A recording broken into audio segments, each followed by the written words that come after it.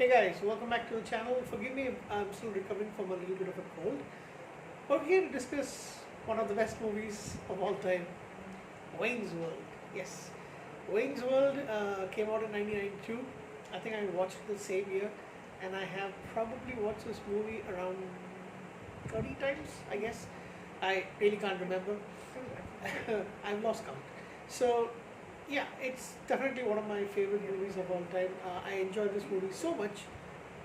Um, Even if I have watched it multiple times, when I was ill, I actually watched this movie once again in the afternoon and enjoyed it about as much. It combines a lot of comedy with rock music, for example. Um, that's why it's very near and dear to me, and I think it's something which everybody should watch, whether you're into rock music or not. So let's take a look at Wayne's World. It is actually based.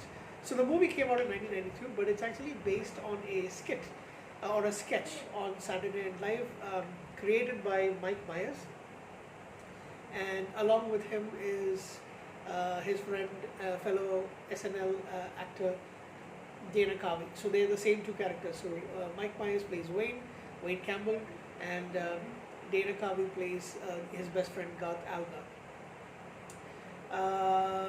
The movie was produced by Lorne Michaels of SNL fame, and it was directed by Penelope Spheeris.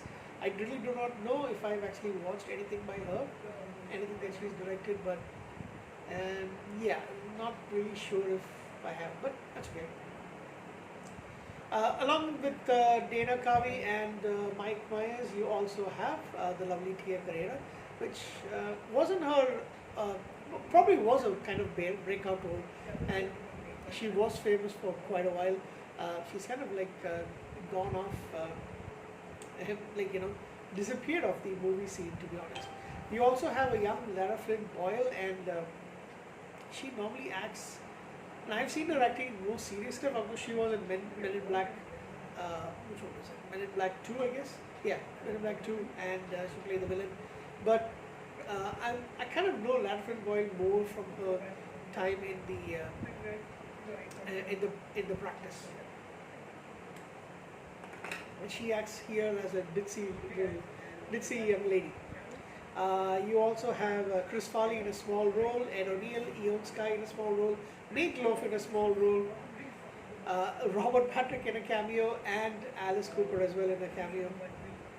Oh yeah, and the main villain is played by Rob Lowe. I forgot to mention that. So at the time, it was a huge success, of course, and it still is fun to watch.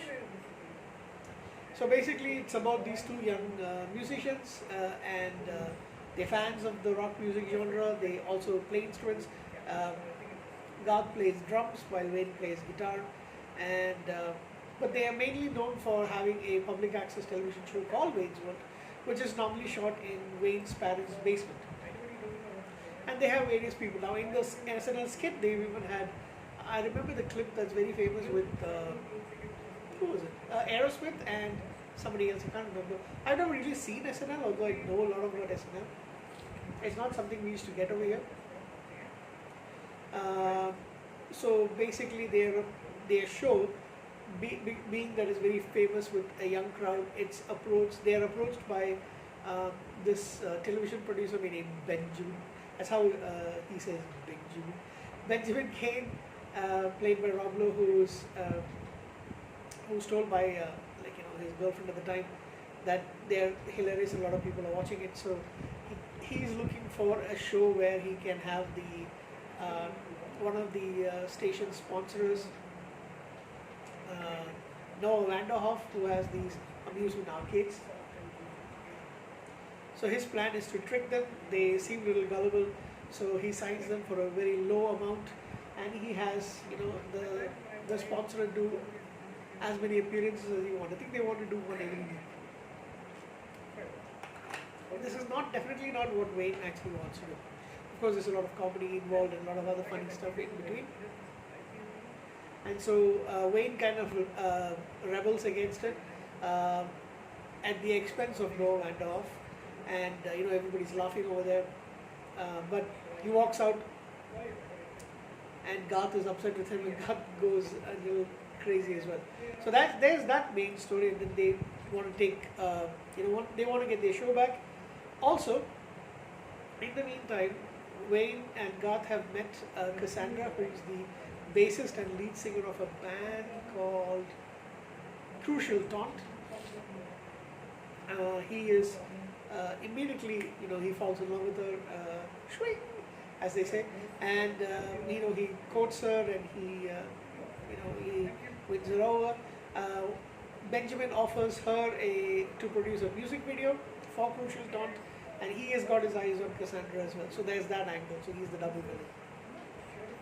And of course, just to cut things short, of course things go wrong initially, but then they've been able to manage and do the Scooby-Doo ending, the sad ending, the Scooby-Doo ending, and then of course the very happy ending.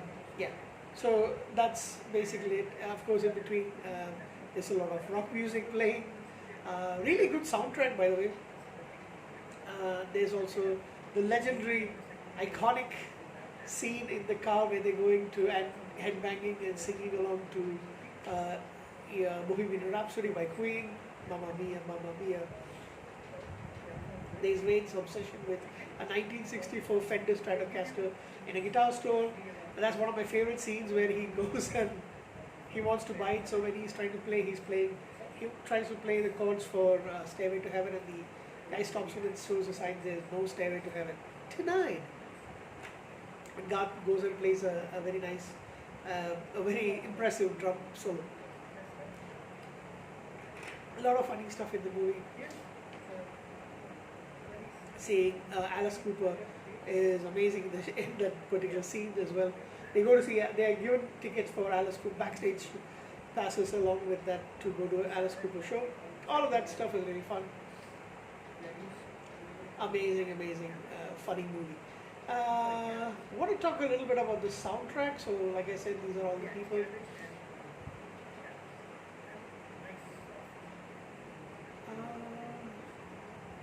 Oh yeah, surprising thing. There is Garth's dream woman played by Donna Dixon. If I'm not mistaken, Donna Dixon is married to Dan Aykroyd.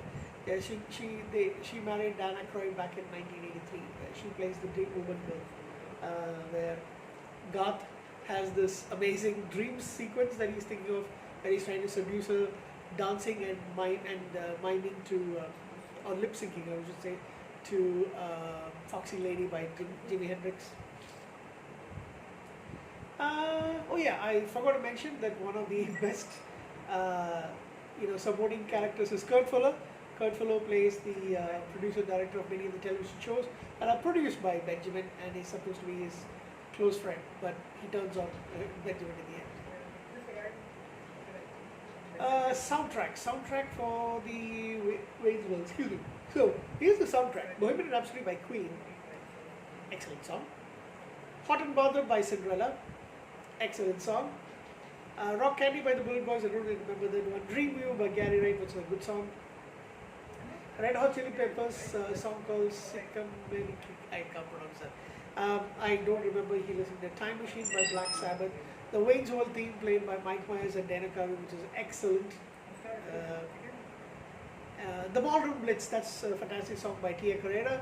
Foxy Lady by Jimi Hendrix Experience. Feed My Frankenstein by Alice Cooper. A couple of songs by Rhino Bucket. Loving Your Loving by Eric Clapton. I can't even remember that in the ever being played in the movie. The lovely ballad Why You Want to Break My Heart by Tia Carrera. It's originally recorded by somebody else, but she does a fantastic thing. And then Loud Love by Soundgarden, which is not on all the versions. However, in the movie, you also hear a song by Kix called Cold Chills, Everything About You by Ugly Kid Joe. Sorry, that's my... a song called Fire by Tia Carrera. All Night Thing by Temple of Dog. You can actually recognize Chris Cornell's voice. And then Mike Myers does the Happy Birthday, Mr. President, that seductive number by Marilyn Monroe. So yeah, it's a fun song. It's a fun movie. Fun.